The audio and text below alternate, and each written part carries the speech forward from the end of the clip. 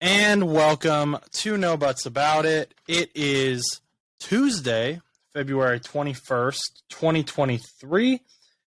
My name is Josh Butts. I am in a dorm in Steubenville, Ohio. Chus is right next to me. He is in his basement in...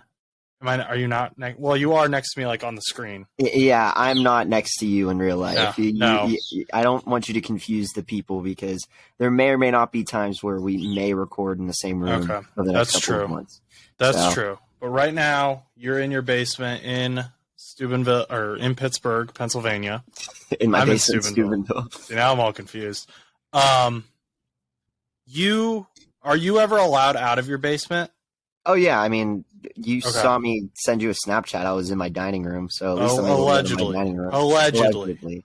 Yeah, I mean, like, I don't record really anywhere else. I mean, I could, but I record down here because I have loud dogs upstairs that won't shut up, and if I record at my dining room, it just will cause problems. And I don't really have a setup in my room. There's another office upstairs that I could use, but once again, dogs. So I don't. I formed. So one of my roommates had to move out, and I formed a super desk. Oh, so now I have a podcasting desk, and now I have my regular like schoolwork desk. So I'm doing pretty great. Yeah, I just have one desk. But first of all, before we get into the news and all the other things happening around the NFL, I want to talk about that was wonderful. I want to talk about the YouTube video that we put up on Sunday night, Monday morning. And I texted you when it was at like 12 views. And I was like, hey, this thing's at 12 views. This is insane. Like, I was amazed. If you haven't seen the video I'm talking about, we interviewed Joe Camo, who, that's how you say his name. He told us. Joe Camo of the Cardinal Rule. And he talked about Jonathan Gannon, their coaching hire. We talked about Kyler Murray. We talked about DeAndre Hopkins and basically any potential things that could be happening with the Arizona Cardinals. That video is now at like 700 views. Yes. So that's insane. Like I said, I texted Chus when it was at like 12, 15 views, and I was like, this is amazing. I can't believe it's this high. I just wanted to thank everyone who has listened to that video, like, sincerely. Like, thank you. Thank you for watching that video. My mom texted me and said she watched it, so shout out to my mom for watching it. But also, like, thank you to the other 699 people who watched it that aren't my mom. But it does mean a lot, and it is a big deal. And we've been responding to some of the comments. I know Chus responded to the one about Kenny Pickett. I did, yeah. I kind of, in the video, in the little interview thing, I kind of almost made it seem like I was against Kenny Pickett, and I wanted to like clarify that I wasn't. But I mean, the comment that he said was not like, oh, Kenny Pickett, like, you're wrong about Kenny Pickett. It was just, I wanted to elaborate because in the thing I said, oh yeah, from other draft classes, the only people that were in like this one was like Kenny Pickett, and you know, people don't know how well he's gonna do compared to the likes of like Joe Burrow and Trevor Lawrence and different people that. Or this is gonna be the guy. This is gonna be the guy. University of Cincinnati legend Desmond Ridder, unless, and we probably won't get too much into this today because there's not a whole bunch of information about it yet. Lamar Jackson might go to the Ravens.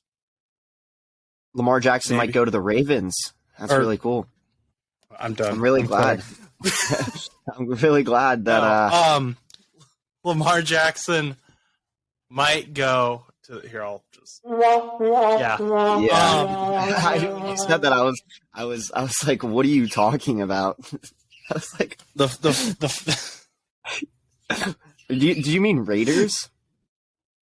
Oh man, that's even more like Josh. I was gonna let it slide if it was Raiders because Raiders and Ravens. I meant the Falcons.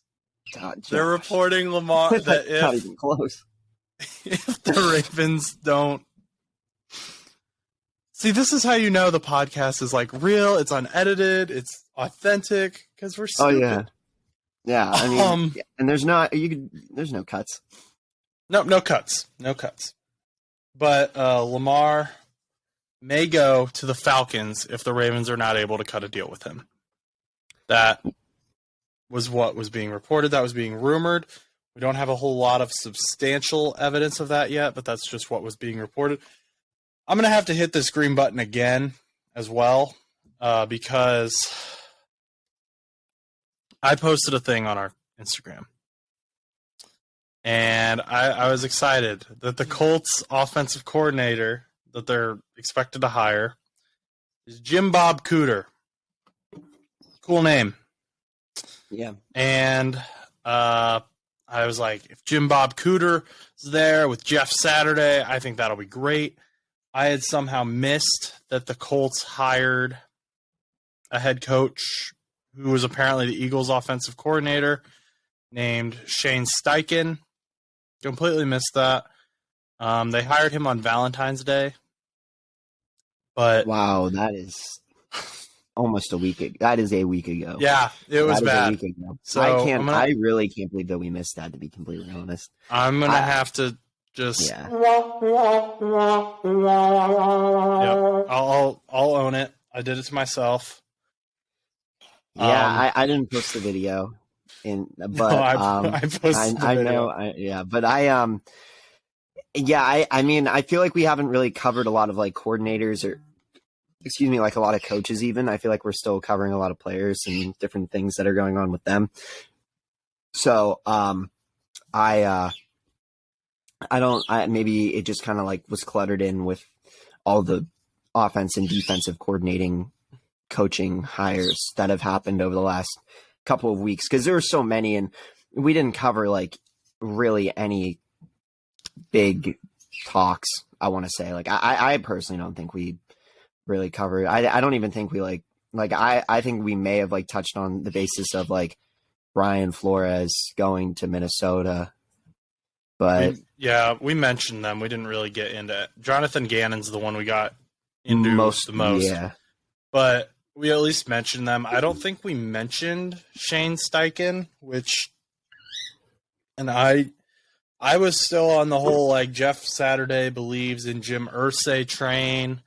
I was like, Jeff and Jim Bob are gonna be together. That's not gonna happen. So I did some research into who Jim Bob Cooter is. Yes, please elaborate on this man. Jim Bob Cooter does not have a great coaching record with the teams he's been on, other than like Peyton Manning led teams. But that's okay. He started with the Colts in 2009 as a staff assistant to the offense. They went 14-2 with Peyton Manning. That was a Peyton Manning year. 2010, 10-6, also a Peyton Manning year. 2011, 2-14, still with the Colts. He was assistant to the offensive coordinator. He's 2-14. That was the Curtis Painter year, I believe. And then he went over to Kansas City, 2012. He was the offensive quality control coach. I don't know what that means. I am not familiar either. But he went 2-14 with the Chiefs. 2013, 13-3 with the Denver Broncos. He was the offensive assistant coach. So he's an offensive guy. Been an offensive guy his whole career. 2014, Detroit Lions, 11-5, quarterbacks coach. So I think, Stafford was still there.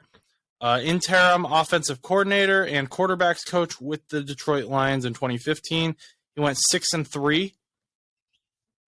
2015, Detroit Lions as the quarterbacks coach. He was 1-6. 2016 Detroit Lions. This is all with Stafford. He's been with the Lions. He was with the Lions till 2018 as the offensive coordinator. He went 9-7 2 of those years and 6-10 in the final year. New York Jets running backs coach, 7-9.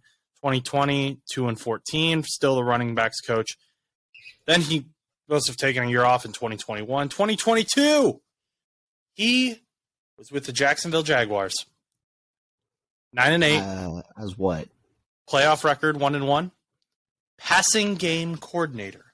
See, in my opinion, this doesn't really build much of a resume for me. I'm not gonna lie. I don't know who this guy is, and I mean, I hope that he's good. But in my opinion, like, I feel like all of these are just random, like very, very random positions. Like, it's just like one of those things where it's like, oh yeah, like I'm a Turkey Bowl quarterback, or I'm a Turkey Bowl running back player. I now am a college photographer for the University of Scranton. I don't know. I'm just making stuff up as I go. But what? Like, I mean, I understand. Like, obviously you have to build somewhere. But he's what, an offensive coordinator, or is he a head coach? He's not the head coach. He's the no. Shane Steichen is the head coach. Yeah, Shane Steichen is the head coach, which makes sense because he was a former coordinator. But I feel like it's a little questionable because I feel like you could at least hired somebody, and maybe even if you didn't want to hire somebody that was working in the NFL, was like because I don't really know. Did he have any like big coordinating positions at any point? Like it looks like he was the assistant to a coordinator at one point. Okay. Old Jim Bob from 2016 to 2018 was the offensive coordinator for the Detroit Lions. Okay. What was his record? 9-7 for 2016 and 17, and then in 2018 they went 6-10. I guess that's not that bad. They made it to the playoffs once in that time, and they lost because it's the Lions. Yeah, I mean, I would be shocked that the Lions even made it. To be honest, this guy's name. Era. The Colts are rebuilding. The Colts I know, are in a rebuild. But like, coordinator is a question mark in my opinion because like I said, I hope that he surprises. But literally, like what like some of the other teams have done, at least have tried to get coordinators from at least college ball. Like I mean, like I get that this guy's like already in the NFL and he already has like NFL history and stuff like that, but it's not like he has like a huge resume. Cause like before, like he was he was coordinator for 3 years, and then he was like all these other things that like may make him a good candidate, but like in my opinion, I don't see it. Like for example, like I don't necessarily condone Matt Canada. I don't think he's that good of a coordinator, but he at least had a track record in college that kind of like paved his way to get that Steelers position. Like he was with Pitt during the pre-Kenny Pickett era, like when Nate Peterman beat Deshaun Watson. Then he was in Maryland, and he was actually the head coach for Maryland. Originally signed a position with them to be the offensive coordinator, but got thrown into the head coaching position after a whole situation happened in Maryland.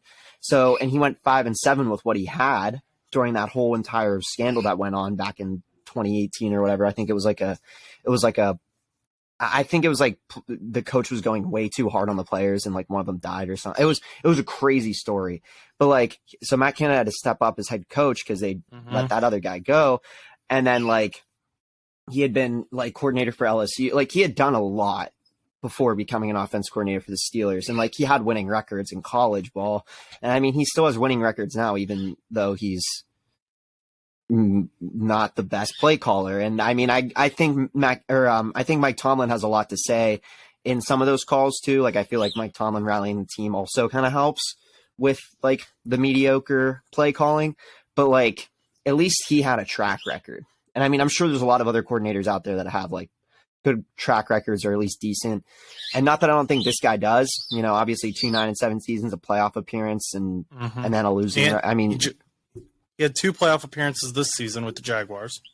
Okay. Yes. Fair. But what was his position again? Quarterbacks coach? Passing games coordinator.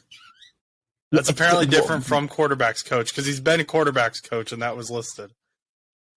I don't even like, how did he help the team? Like, I mean, obviously he probably helped them in aspects, but like, what did he necessarily do for the team that changed everything? Like, obviously, like when Brian Flores went in, he wasn't a defensive coordinator for the Steelers, but he was like I think he was our linebackers coach, but he just like, I don't know what it was, but I feel like our linebackers and just our defense was just a lot more solid for this past year at points. But I'm going to assume he had to work with Trevor Lawrence and figure out like how we can build the passing game around Trevor Lawrence, which I think is really good because this guy's been in the league for a while. Jim Bob Cooter's been coaching in the league for a while. He's been all over the offense. He has experience as an offensive coordinator. You've got the Indianapolis Colts, which are rebuilding.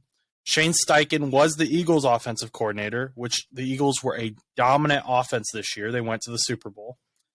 Ton of talent on that team as well, but definitely a dominant offense, very smart offense.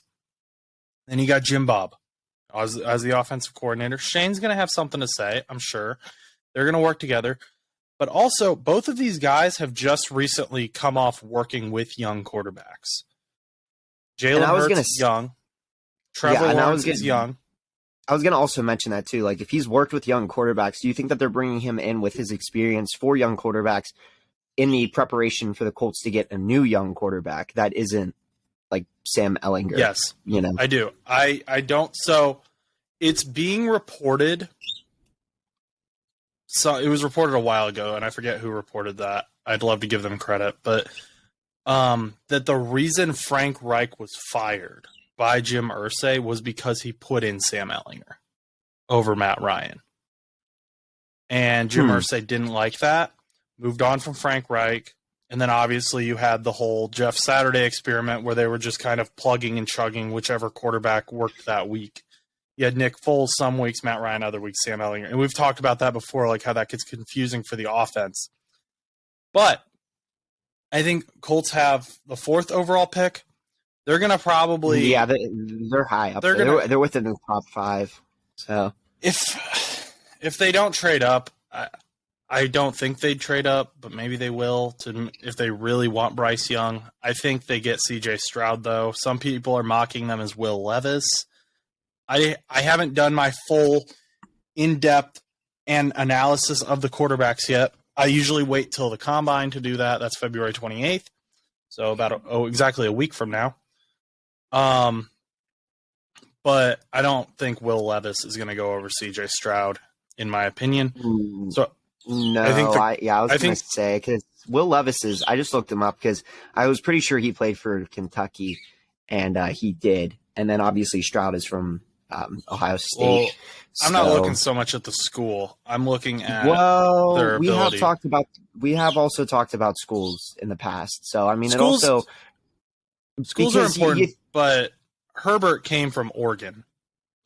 Yeah, but if you look at how well they did as a team and like what they had and stuff like that, you got to look at their record. And I'm pretty sure I don't know how well Kentucky did this past season. I mean, they weren't in the ACC talks that much. I don't even know if they're in it. Hold on. I don't know. Hold on. I don't even think they're not in the ACC. I just don't think it's fair. I don't like when people are like, oh, he's not that good. He's from this school. Obviously, that's a part of the equation. But if a guy is playing phenomenally and has good skills just because they went to a lower tier school doesn't necessarily mean they're great. Kentucky isn't. Well, they're in the SEC. I think I was getting them confused with Louisville. I apologize for that. Lamar went to Louisville. Yes, and he did okay with Louisville. It's a sense of the matter is like they went 7-6 this year, 3-5 in their conference with Will Levis at starter. And granted, yes, they had a very stacked SEC. Like obviously, like you have like in the SEC, you have Georgia as your big one, and then you have Georgia and Tennessee, and then in the SEC West, you have Alabama and LSU. So not including Ole Miss and all those other teams that are kind of like in between. And granted, like they wouldn't play Alabama and those guys unless it's like, non-interdivisional and it's just different. I don't remember. I didn't look at their entirety, but maybe he played better in some of those games than we think. I would obviously pick Stroud over Levis. Not that I think Levis is bad, but I definitely don't think Levis is on the same level right now as Bryce Young and CJ Stroud are ranked to be. So, and I don't know why I thought Kentucky was in the freaking ACC, and that bothers me. I don't know why you did either. I follow so much freaking ACC coverage that the fact that I even mentioned that is just a L on my part. So, please do that. I deserve that because literally I literally know that I literally have a University of Kentucky Wildcats basketball jersey that has SEC on the right here. Like I literally should have known that. I'm like just such an idiot. This button is getting its use today. Yeah, clearly. But yes, Stroud to the Colts. Yeah, I think that the Colts are preparing to bring in a young quarterback. They've got their young coaches. They're just planning on restarting. Matt Ryan might retire and he's said he might go into the booth. I don't know. Greg Olson's getting mad because Tom Brady's taking part of his paycheck in the Fox booth. So they cut his pay 70% in preparation for Tom Brady. Yeah, it's BS. And so Greg, I love Tom Brady, but I don't from a business standpoint. I don't think that's fair to Greg Olson, who has been there over the last year or two. So, and we can talk about that another time, but it's that's a whole mess. So Matt Ryan, everyone's going to get moved around. We're going to do a quarterback carousel episode eventually when we have more information about these guys. Right now it is offensive coordinator shuffle. Guy who's been in the news a lot the last few years is Eric Bieniemy, the offensive coordinator for the Chiefs. He was the offensive coordinator for the Chiefs. He has been in head coaching talks for a while. He's kind of been one of the sounding points for potential racism in the NFL hiring processes, which I'm sure there's some of that. I don't know if that's the whole issue here, but it's been kind of a speculation of, well, how has this guy been offensive coordinator of one of the most dominant offenses in the NFL for the last 5 years or so or longer, and not gotten a head coach position? And what a lot of the criticisms have been were, hey, this dude is working behind Andy Reid and Patrick Mahomes, both of whom are probably going to end up in the Hall of Fame eventually. Absolutely. So this year, Eric Bieniemy, he said, you know what? I'm tired of that criticism. And LaShawn McCoy said that LaShawn McCoy was one of the sounding guards. He said when he was in Kansas City, Eric didn't do anything. It was all Andy Reid and Patrick.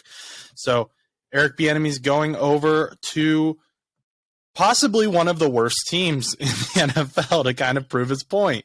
He's going to the Washington Commanders, who are planning on starting Sam Howell week 1. This will be again part of the carousel talks. I just totally forgot about Sam Howell. I'm not gonna lie. Literally, I've always, when I think of the Commanders, I think of Taylor Heineke. I've never really thought of Sam Howell. I mean, granted, I know Sam Howell started not too long, towards the end of the season, but it's one of those things where it's just I totally forgot that they just did not invest in Heineke. But I don't know. Let me make sure before I say this. I'm pretty sure Heineke's a free agent. And I'm not so sure. You know what? I think we did talk about that on one of the previous shows, right before the season ended, I think in December or January. I think we mentioned Taylor Heineke not coming back to the Commanders. Taylor Heineke. He is an unsigned free agent. And who knows if Washington brings him back. I don't think they will, actually. I think they should, unless they are really just going to bite and eat. I mean, I like Taylor Heineke is basically what I'm trying to say, and I don't think they can bring them back, even though I think they should and want to. I think they've got to eat Carson Wentz's contract, though, because they screwed up, and they know they screwed up. Yeah. Because Carson Wentz had a decent-sized contract, I believe, that the Commanders took on. Sam Howell is still on his rookie contract, but Carson Wentz just isn't giving them the quarterback play. Taylor Heineke was, but now he's a free agent, and he can probably go to any team, really, as that's quarterback desperate. I mean, yeah, definitely as a backup, but there are probably teams he could start on. I mean, I'm sure there's probably teams that he could back up, even somebody that he could go to. I don't know who Denver's backup is, but he could go to Denver and back up Russell Wilson. And if Russ isn't cooking, they could just throw Taylor Heineke in. It could literally be a situation like that for Heineke. So, and that's the same thing with them. I always said that about Minshew. Minshew's a free agent this year, so I don't expect him to go back to the Eagles. I'm expecting him to try to find a different position of work somewhere else. No, he's not going to the Bengals. I don't know if you're going like this for some reason. I really don't think so. Bring the Minshew mania. No, I don't think he is either. We have other things to worry about, but yeah, I would love to see him on an AFC North game every freaking week, but no chance that I ever see him start. So, could you imagine the swagger of the locker room though, with Joe Burrow and Minshew in the same room? Oh, that'd be insane. I don't even want to think of that because it would really make me upset in a way because like I'd be happy because of how much swag's in that locker room, but also I'd be so disappointed because of the jerseys that they're wearing. I'm just gonna be completely honest. What do you kind of coming back though? What do we think, or what do you think of Eric Bieniemy doing this? Why do you think he's going to be able to prove he should be a head coach? Yeah, the problem is like if LaShawn McCoy was right and Andy Reid took over most of the play calling and stuff, we really have never seen it, what is his last name's Bieniemy? Is that how you say it? Bieniemy with a B. Bieniemy. Okay, yeah. Bieniemy. It's not an enemy. It's not Finding Nemo. It's that Bieniemy. Okay. Bieniemy. Like I read some of these names and I'm just like, oh, okay. And I'm like, I know who they are, but I'm just like, I just don't even want to try to say their name. I live in a Bieniemy. Like it took me like multiple years to figure out how to say Ndamukong Suh. So I mean, or Michael Humanawanu. That was tough, but like for him, I feel like we don't know much about like how well he is at play calling. If Andy Reid was calling most of the plays, I mean, obviously there's probably some of, like a mixture 50, like at some points, maybe 80-20 of like other play callings that aren't Andy Reid. But like, I think it's a good point to make, but I don't think you would want to do that with a team like the Washington Commanders as a head coach. Like maybe he could do really well. Maybe he will surprise, but the problem is it's not like it was his offense entirely. A lot of those plays that Kansas City was like orchestrating during the different playoff games and different season games with like that snowball or whatever they call it, snow globe, I think was the play that they called it, where they spun around in a circle and it was like that weird wildcat type formation thing that they did. Like that was all Andy Reid. Like that was no Andy Reid or that was no, but whatever. Bieniemy. I'm just gonna call him Coach B. And I'm just gonna keep saying enemy or something. So I'm just gonna call him Coach B. Just to clarify, he's not the head coach in Washington. So what is he, a coordinator then? He's an offensive coordinator still. This is a completely lateral move.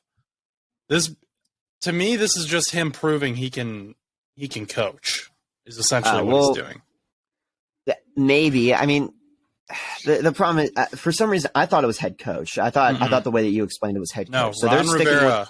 Ron Rivera is still head coach. Riverboat Ron is still the head coach.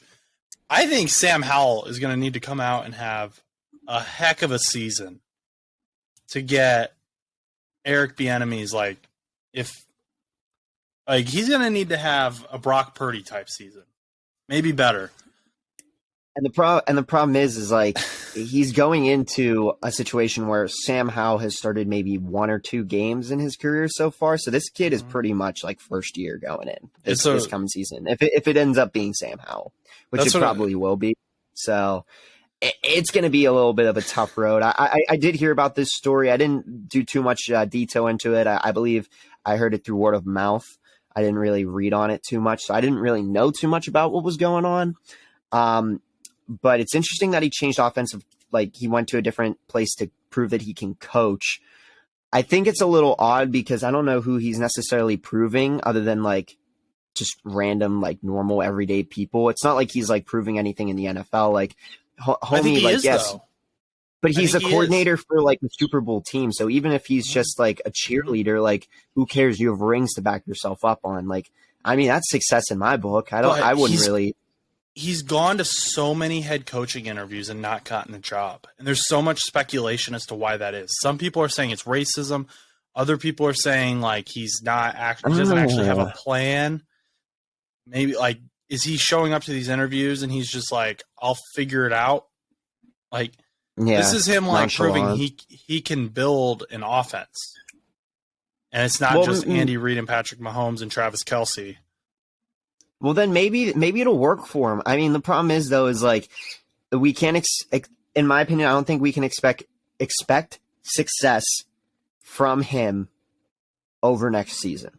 I think he might do well, but I think if Sam Howell is anything like how they were comparing Sam Howell to Kenny Pickett in the draft last year, Sam Howell is probably based on like, you know, who the Commanders are in a division with, which right now, I mean, we don't really know where Daniel Jones is going, if he's sticking around in New York land or whatever, but you still have the Eagles and the Cowboys, and the Eagles are still going to be a dominant team next year. They're not losing a lot of players, and the Cowboys are still going to be a relatively dominant team next year. They're not going to lose a lot of players.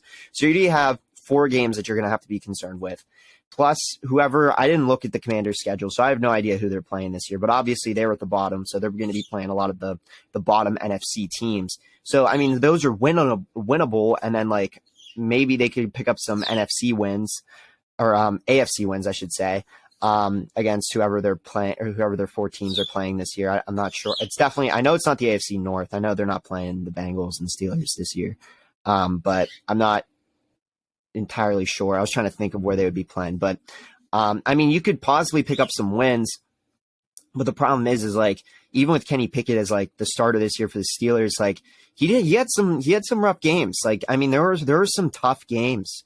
Like, I mean, it's not like one of those things where it's like, you know, like Kenny Pickett just went in and balled. Like, I mean, and then like Joe Burrow was hurt his first year. So we really don't know how Joe Burrow would have done his first year, which is unfortunate, but you guys have had decent success since, hopefully even more for you guys. Maybe we'll see. But like, I'm just trying to be a supportive man. Okay. I'm just trying to be a hype man. I don't always like to crap on your team. So, but I mean, I think like if Sam Howell is anything as they compared Kenny Pickett to, because they said Sam Howell was supposed to go above Kenny Pickett at one point. They're like, oh yeah, these are where the quarterbacks are going to get drafted. Sam Howell and Desmond Ridder, Malik Willis are all better than Pickett. Like, they were all saying this stuff, and like this is, and the draft went Kenny Pickett first. And I mean, granted, I mean there was a lot to it, obviously, but if Sam Howell is anything like Pickett, he may not do well his first year, depending on his season. Because remember, the Steelers had to play some tough games. They had Buffalo, they had Miami, they had Philly, they had, you know, they had some relatively tough games, and they had a pretty easy NFC South division. I think they've won all of their NFC South games. So, like, I think they beat the Falcons, Panthers, Saints, and Buccaneers. But, you know, I mean, he's gonna have his hiccups, but I hope that like the hiccups that they have in building this offense won't like deter them from keeping him, Coach B. So I'm just going to call him Coach B because I'm going to botch his name over and over again until I memorize it. But I think if I don't want them to give up on him that quickly, because I feel like it wouldn't be fair. And maybe if they only kept him for a year, maybe that argument about racism could enter the conversation, because if you only keep him for a year on a team that's like almost in a rebuild state, makes you really wonder. They are in a rebuild state. Yeah. So the Commanders suck. I mean, the Commanders, they weren't horrible last year, but they were definitely not good. I mean, they what did they finish at? What was their record? Do you know off the? I mean, I don't know off the top of my head, but the thing is, so Commanders fans are always in my DMs. They were 8-1. Yeah, so they were 500. So, but they're like. Commanders fans were always like, "Oh, we're going to the playoffs. This is definitely going to happen." Da, da, da, da, da. And Eagles fans were the same way. And granted, I was wrong about the Eagles, but I was right about the Commanders not making the playoffs. I was right about the Carson Wentz experiment in Washington not working. And not to sound like a Skip Bayless, but I was right about that being a terrible decision, because now the Carson Wentz experiment is causing problems, because they're not even starting Carson Wentz. They're going to leave him as a backup, but he's going to be one of the most expensive backups in the NFL, if not the most expensive. It's not worth it. And I doubt he's going to take a pay cut. No, absolutely not. He'll probably pull like I can get money anywhere else. I want to be traded at that point. But like then again, what team's going to want him, more or less? Exactly. It's not like any team's going to be like, oh yeah, we'll take up Carson Wentz's huge deal that he got from wherever, Indianapolis or whatever he was at before. So his best hope is that someone gets hurt in the middle of the season, and you have like a Cam Newton situation where I mean, okay, the Cam Newton situation isn't a good Mm, analogy Cam because Newton. I just finished this book. 12. It's about the Deflategate thing, and it ends like right before Brady goes to the Buccaneers. And one of the final chapters, they talk about how Robert Kraft and Bill Belichick really thought that Brady was going to come back to the Patriots. They thought that he was going to take the pay cut and come back, and they were shocked and surprised when he didn't. And they ended up with Jarrett Stidham and Cam Newton. So I think you almost need a situation like that where you're like, shoot, we don't have a quarterback. We need one, and they're desperate, and they take Carson Wentz. But I don't think Carson Wentz is gonna. No one's gonna voluntarily take what? What do you? I was gonna say, you know what this reminds me of? What happens if this happens in Baltimore? That is a potential. I mean, the drama surrounding that is similar. Because like if Lamar Jackson actually does lead, because it was just something that popped in my head, because because Baltimore fans and obviously the organization, no matter how much heat and stuff is happening, they're probably going to expect like, oh, Lamar Jackson, he's our like guy, like he's coming back. And granted, like different ages and no Super Bowls and not a lot of like playoff appearances, but like I feel like there's not as much history, but like with the drama surrounding it, like Lamar Jackson, if they expect him to come back, then all of a sudden he signs with like the Falcons, as you mentioned earlier. Like, what if like that scenario that we talked about with like the Cam Newton situation would technically happen with Carson Wentz, but instead, like, I mean, New England just kind of ran with Cam Newton, though. I mean, like, I don't know if Baltimore is going to run with Huntley, so I think they would probably want somebody at least kind of decent. So that might actually be interesting, even for like a Taylor Heineke situation, even, or Carson Wentz, or I mean, like some of these other solid backups in the league that aren't getting their chance. I mean, didn't they? You wanted to talk about Mac Jones as well? Like you said, he was on the trading block. Yeah. So speaking of the Patriots, I think it was Albert Breer. Let me double check that. But yeah, you brought up Lamar Jackson. He wants $230 million guaranteed, which is insane to me when you only have one playoff win. And they could try to franchise tag him, but I don't think he'll play on the franchise tag. Honestly, I hope he doesn't, because then he'll realize that taking a year off is actually the dumbest thing any player has ever done. They could also trade him at that point. But Albert Breer says Patriots might be willing to listen to trade offers for Mac Jones. They also may not see a huge gap between Jones and Bailey Zappi, who I love Bailey Zappi because of his name. I can bring back – I don't have it right now, but I can bring back the lightning sound effect. I was going to say, where's the lightning sound effect? I don't have it. I have the I have this. That's the new Bailey Zappi sound effect for now. Okay. Just remember that. Make sure to highlight that, because if you don't, you're going to forget. You're right. I knew it was one of the purple ones. No, like, what do you think? Do you think I've never been that impressed by Mac Jones? Like, okay, he's a good quarterback, phenomenal quarterback. And as I always say, like, these guys would throw for 800 yards in your backyard football game. Like, they're obviously talented. They're in the NFL. But at an NFL criticism level, like, I don't think Mac Jones is that fantastic. Yeah, I mean, I never really saw a whole lot from Mac Jones. I feel like he's been decent. I don't think he's ever been like to that next level. I mean, because you're seeing quarterbacks, like a big example being Trevor Lawrence. Like he really he went from being like that mid quarterback to like that over the top good quarterback. Like homie threw freaking 4 interceptions and then threw 4 touchdowns and won a game. Like that is just insane to me. I mean, like granted, like not good numbers, but homie really rallied his team, you know, to win that game.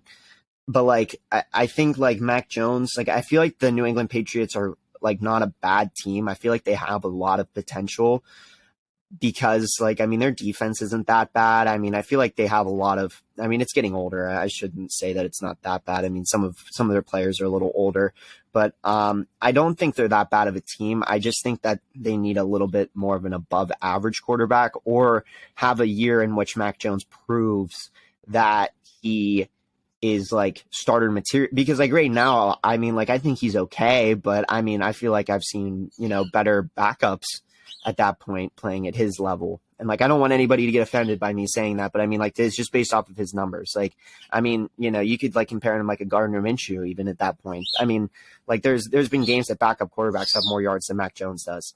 So, I mean, he's no Zach Wilson. Granted, Zach Wilson's, but I mean, still, Well, yeah. But wasn't Mac Jones starting that game whenever they had that whole bumming Jets game? Wasn't there a bummy Jets game at one point that they played, and it was like Patriots and Jets, and they both threw for like terrible yardage. I don't remember. It might have been earlier in the season. It's been a hot minute since I've really done any research. I don't know, but Mac Jones was starting that game where the 3-10. Yeah, the game that ended in a punt return. Yeah, that game. Yeah. That was an awful game. They both played terrible.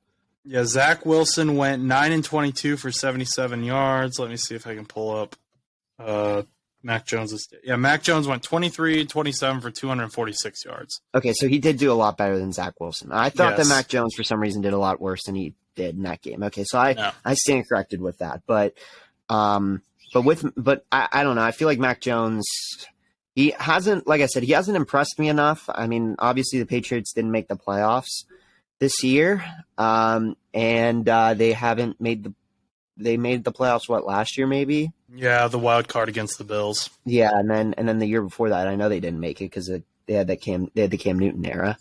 But it's just weird to me. Like Yeah, I don't know. It's a tough call, but I mean, like, if they don't think he's that far off of Bailey Zappi, at least they have like some sort of like compare. At least they're open about it. Whereas like when we were talking about the Jets are like Zach Wilson is not on the same level as our homies, Mike White and freaking. But also we're gonna keep Zach Wilson because he has potential, and we're also not gonna re-sign Mike White, and also we're confused now. And I mean, another quarterback that is potentially going to be on the block at some point would be also Mitchell Trubisky. So you want to keep that in mind because I don't think the Steelers are going to hold Mitchell Trubisky around for a while. I'm trying to manifest that. No, I do. I read something that potentially that they might consider offers for Mitchell Trubisky because his contract's low for somebody that could have starting quarterback potential. So they might listen to offers and then get a more veteran quarterback that might be a good backup for Kenny. Because we're losing Rudolph. Like, Rudolph isn't going to be around next year because Rudolph wants to go somewhere else. So Interesting. But a lot of quarterback movement. Yeah, quarterback carousel. Yes, we've got Jimmy G. We don't know where he's going. Brock Purdy, Trey Lance, that whole situation. We've when got does the Jets free agency start again? Let me make sure I get the date right. It's coming up here soon. I was gonna say because some of these teams better make some freaking moves.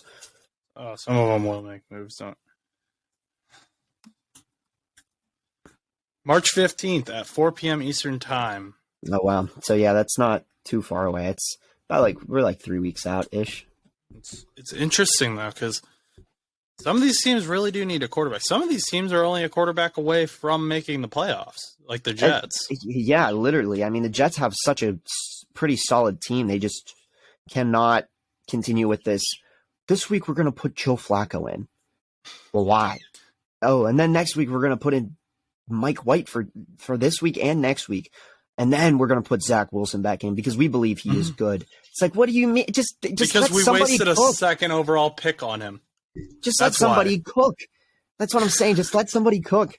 At least if you're going to pull a player, at least have them start until they get hurt and then put that player back in. Like, I mean, just let somebody cook. Just let somebody cook. Let them cook. Like, that's what I'm saying. Just let somebody, if you're going to, that's why I think, I give a lot of props to Taylor Heineke because remember they were going to say they wanted Sam Howell and Taylor Heineke to play the entire, do a split for that last game of the season. And Heineke was like, no, if you want to start him, start him. Just let him play. And I was like, yes, Taylor Heineke, very selfless guy. And not only that, but homie is letting Sam Howell cook. Yeah. That's right. Just let somebody cook. Let somebody cook. I love that. That is just let somebody cook. That's what I'm saying, man. Just let it happen and let it happen. But no, nobody listens. No, nobody's gonna listen to Chus. Nobody's gonna listen to Chus. Everyone's gonna. I guarantee next year we're gonna see some dumb quarterback cycle trio that is gonna be in one of these 32 teams. They're gonna be like, we're gonna start this player, and then in 2 weeks they're gonna be like, actually, we're starting this quarterback, and then 2 weeks after that, oh, this quarterback's hurt, so we're gonna put this quarterback in. It's like, all right, whatever, and it's just gonna turn into a giant mess again. And I know that we're gonna cover it again, and it's just gonna be this whole thing. So that's part of the NFL. Yeah, but the NFL just needs to stay consistent, like my Madden.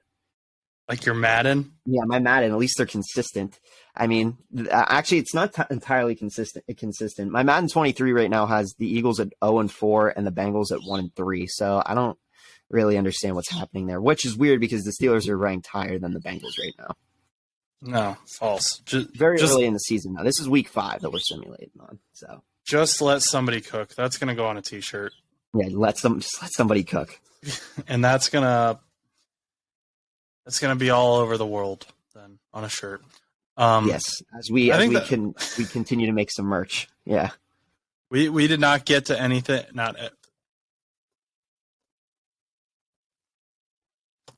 We did not get to everything we wanted to talk about today.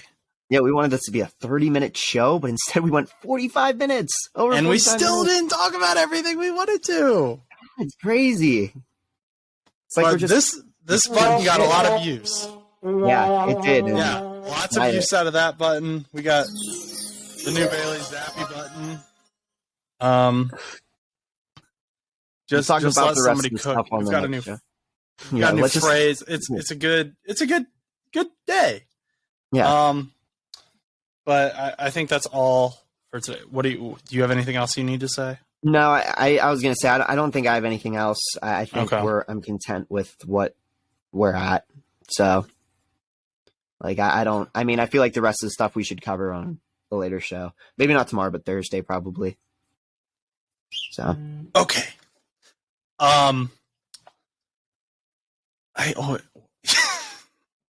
Start your spiel. Come on. I know. I gotta. You gotta ease me into it. So the YouTube is No Buts Show. The video, as I mentioned, is at 700 views, 700 something views, according to my little app here. I'm thankful for every one of those views. I don't want to come off as greedy here. It'd be really cool if it hit 1,000.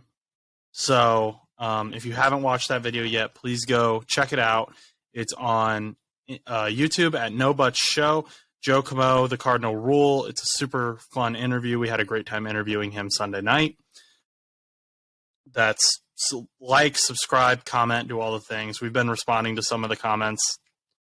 The Twitter is my Twitter. It's Josh_Butts_2001.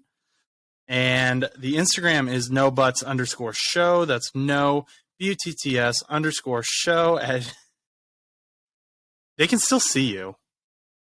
Yeah, okay. The email is boldmoosepodcast2@gmail.com. So if you want to email us, make sure to do that. As I mentioned, we are working on getting some merch out, some shirts. I got copyrighted because of a football. A not any specific brand of football, just a football, because it looks like another company's football. But we figured that out. We loopholed that. So I'm not too worried about that. That's all for today's show. Thanks so much for listening.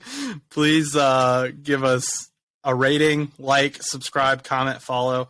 This has been a very interesting show, but I'm glad that you're here with us. And go do something nice for someone. Bye.